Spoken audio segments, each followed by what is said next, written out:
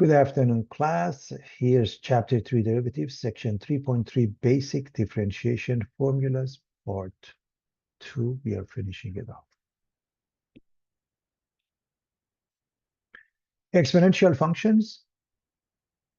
Compute the derivative of the exponential function f of x equals a to the power of x using the definition of a derivative. And remember, the definition is f prime of x is the limit of f of x plus h minus f of x over h. And to do so, this f of x plus h becomes a to the power of x plus h, and the rest is straightforward. Now, according to the exponential rule, this is a to the power of x times a to the power of h. Therefore, we can take out a to the power of x as a common factor. Because the limit applies to h, you can take a to the power of x out. And we put it next to f prime of x, f of x, which is a to the power of x. F prime of x is a to the power of x. The same thing times some limit, the limit of a to the power of h minus 1 over h as h approaches 0. Now, here's the question.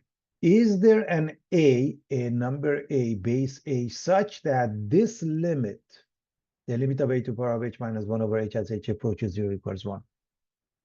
So we look for that. Because if it is, then f of x and f prime of x becomes identical. And that is very important. So we start working on some numbers, numerical analysis, with number 2, a to the power of h minus 1 over h, and replace the a with 2. And h.1 is way too large. We make it smaller, closer to 0. And we plug in, we get those numbers. And clearly, this limit, according to this number, is about 0.69. Of course, you can make this smaller and observe it. And we do the same thing to number 3. So this is 0.69. And we do this to number 3, and we get to this limit now. And according to this one, the answer must be 1.10. So we couldn't find number 1. But number 1 is somewhere between these two numbers, 0.69 and 1.10. Therefore, E must be somewhere between 2 and 3. And as you know, it's found, and it's about 2.718. And now we define E as follows. E is the number such that the limit, this one, change the A to E. The limit of e to the power of h minus 1 over h as h approaches 0 is 1. That is the definition. Now, of course, just to let you in as far as what is E and how it was discovered, the number E, also known as Euler's number, was first discovered by Bernoulli in 1683 while studying compound interest, and then popularized by Leonhard Euler, who gave it the letter E as its symbol.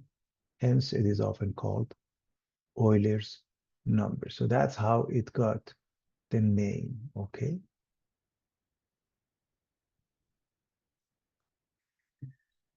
Exponential functions. First, I want you to look at this graph, the graph of y equals 2 to the power of x and 3 to the power of x, and y equals e to the power of x is in between.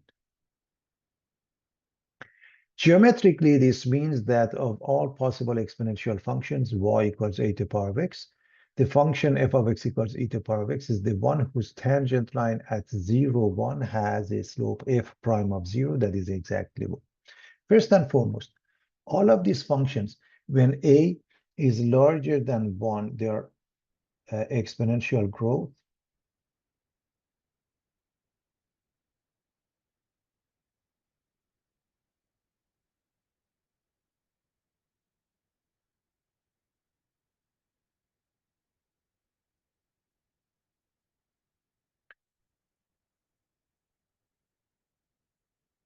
With the y-intercept at 0.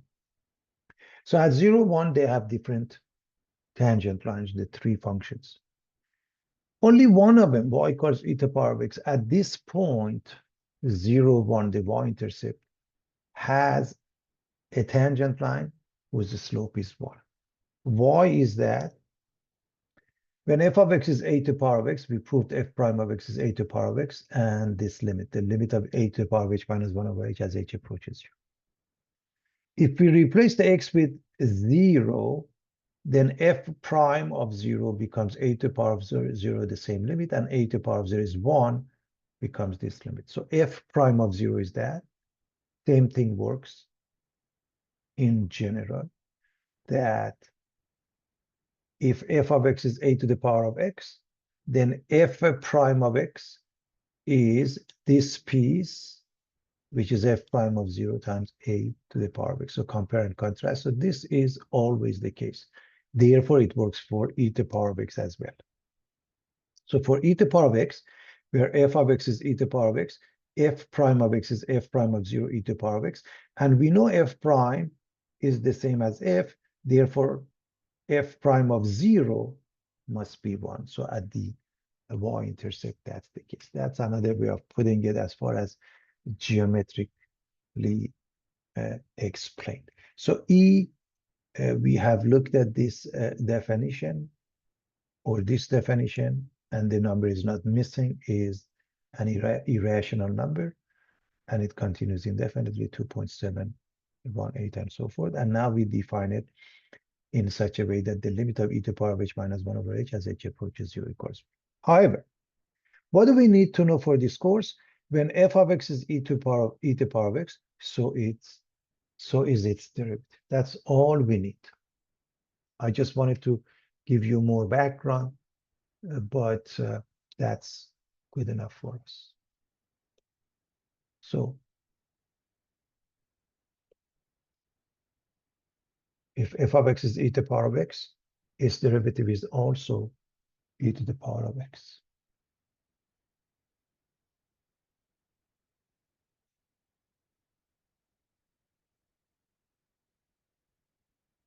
We want to differentiate where f of x is e to the power of x minus x.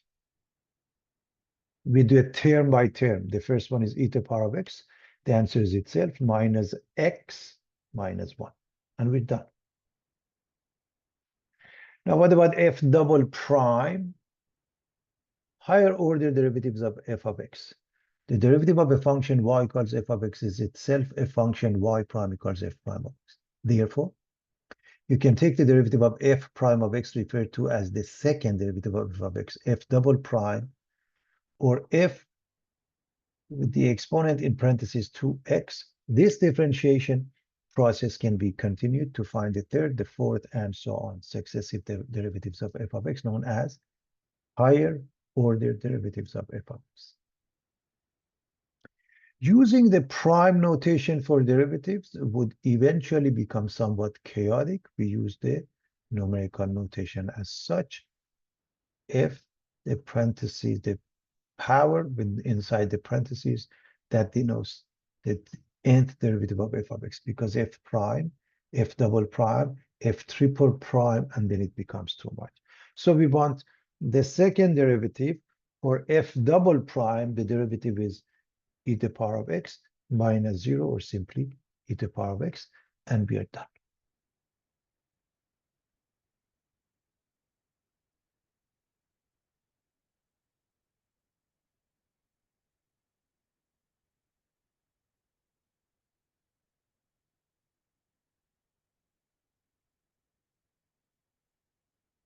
Now, we want to differentiate this, and the derivative of sine is cosine.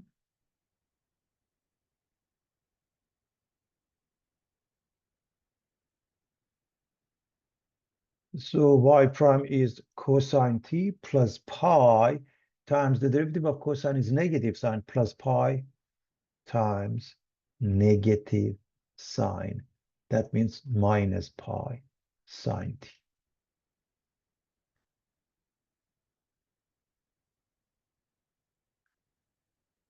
Part B, h of t is the fourth root of t minus 4 e to the power of t minus cosine t over 2. We want to differentiate that.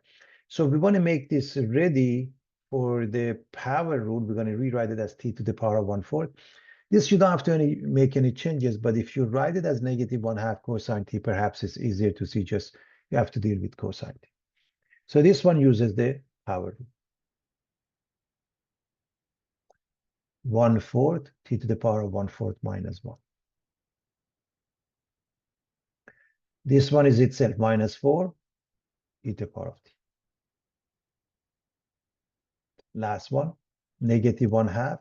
Cosine is negative sine, so minus 1/2 times minus sine t. Bear in mind, you use the same argument for the variable. Now, 1/4 minus 1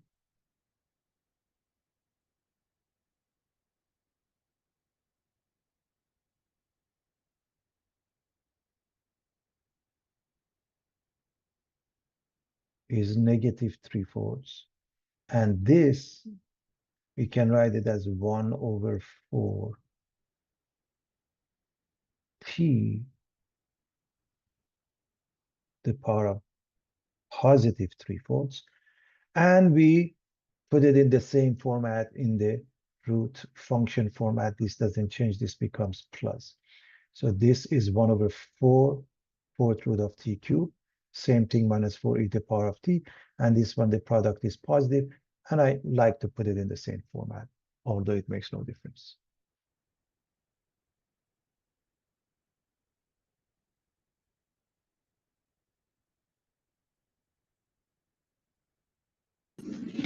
I have a question.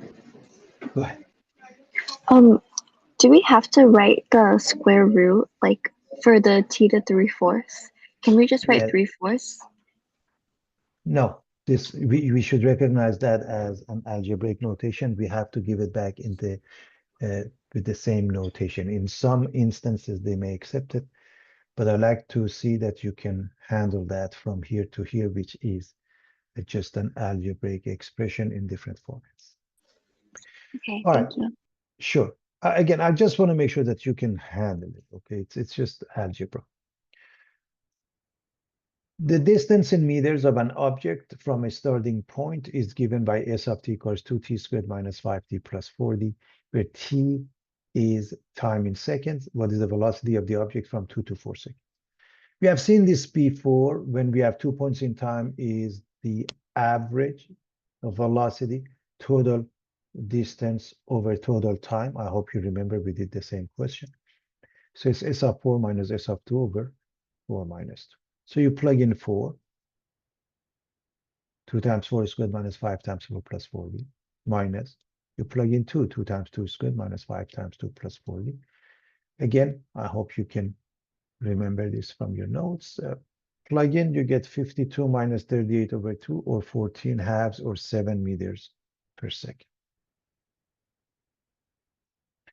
What is the instantaneous velocity and acceleration of the object? What is the velocity and acceleration of the object after 6 seconds?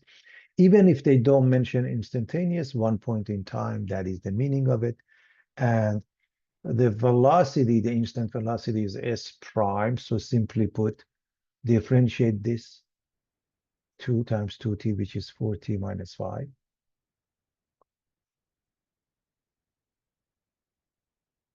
After 6 seconds, if you plug in 4 times 6 minus 5, 19 meters per second.